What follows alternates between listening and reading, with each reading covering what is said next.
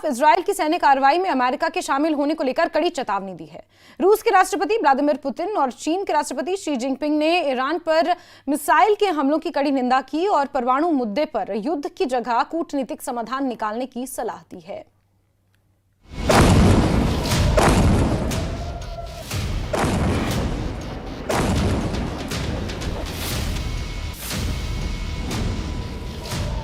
Iran पर हमलों से परेशान रूस चीन। इजराइल के खिलाफ पुतिन और जिनपिंग हुए एकजुट। खामेनेई के दोस्त फेल करेंगे ट्रंप का प्लान।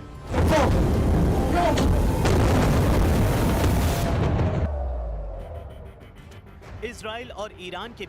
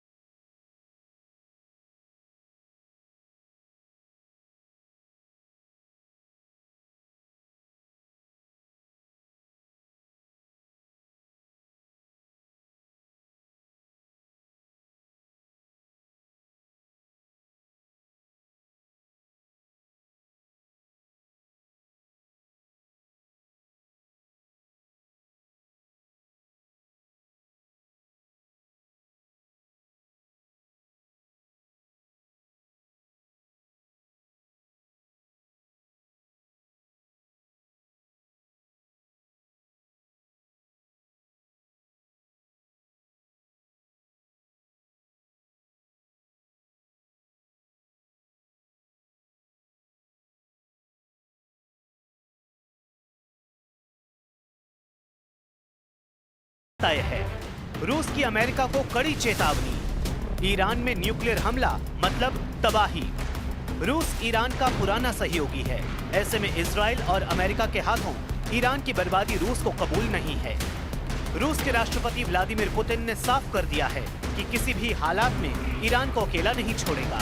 रूस ने ईरान में शासन परिवर्तन की चर्चा को भी पूरी तरह खारिज किया है। रूस ने अमेरिका को सीधे तौर पर चेतावनी दी है कि अगर वॉशिंगटन ने ईरान में टैक्टिकल न्यूक्लियर हथियारों का इस्तेमाल किया तो उसका अंजाम विनाशकारी होगा। रूस ने ये साफ कर दिया कि अगर ईरान के सर्वोच्च नेता अयतुल्ला खामेनेई की हत्या जैसी किसी साजिश पर काम किया गया तो ये ईरान में कट्टर प्रतिक्रिया और उग्रवाद की नई लहर को जन्म देगा। ये एक पॉन्ड्रास बॉक्स खुलने जैसा होगा। Ну, если мы вспомним с вами встречу, которую накануне провел президент Путин с руководителями международных информационных агентств, когда ему задали вопрос по этой теме, он сказал: «Я даже не хочу об этом говорить».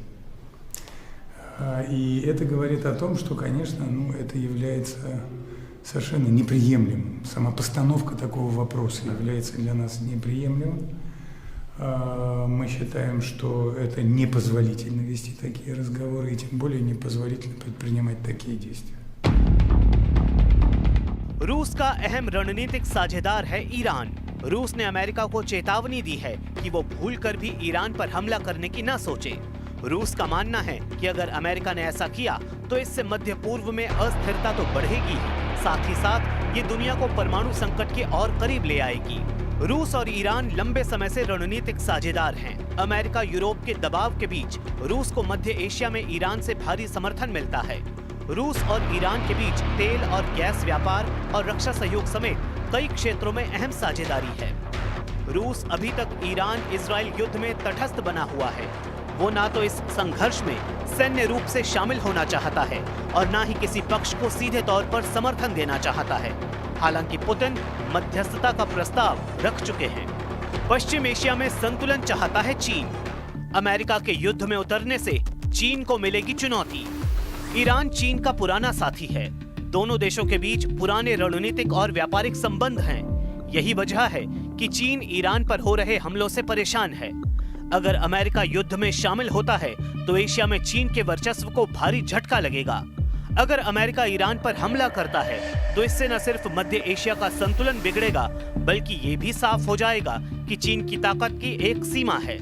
तेल पर निर्भरता और अमेरिकी प्रभाव को टक्कर देने की रणनीति के चलते चीन ने ईरान को अपना अहम साझेदार बनाया है। तेल आयात के क्षेत्र में चीन ईरान का सबसे बड़ा व्यापारिक साझेदार है। 2021 में दोनों देशों ने 25 साल की व्यापक रणनीतिक साझेदारी पर हस्ताक्षर किए, जिसमें ऊर्जा, बुनियादी ढांचे और रक्षा सहयोग शामिल है। ईरान चीन की बेल्ट एंड रोड इनिशिएटिव का एक महत्वपूर्ण हिस्सा है, जो मध्य पूर्व और यूरोप को जोड़ने में रणनीतिक महत्व रखता है।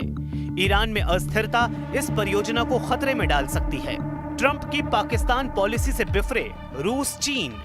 अमेरिकी राष्ट्रपति डोनाल्ड ट्रंप ने पाकिस्तान के फील्ड मार्शल आसिम मुनीर को चीन और रूस से दूर हटने की सलाह दी है। ट्रंप पाकिस्तान को अपने खेमे में लाना चाहते हैं, जबकि पाकिस्तान खुद चीन और रूस के एहसानों तले दबा है। खास तौर पर चीन ने पिछले एक दशक में पाकिस्तान को हर तरह से सपोर्ट किया है। पाकिस्तान को बरगलाने की वजह से भी ट्रंप चीन और रूस के निशाने पर हैं। ऐसे में अमेरिका का ईरान युद्ध में दखल दोनों ही देशों को बर्दाश्त नहीं है।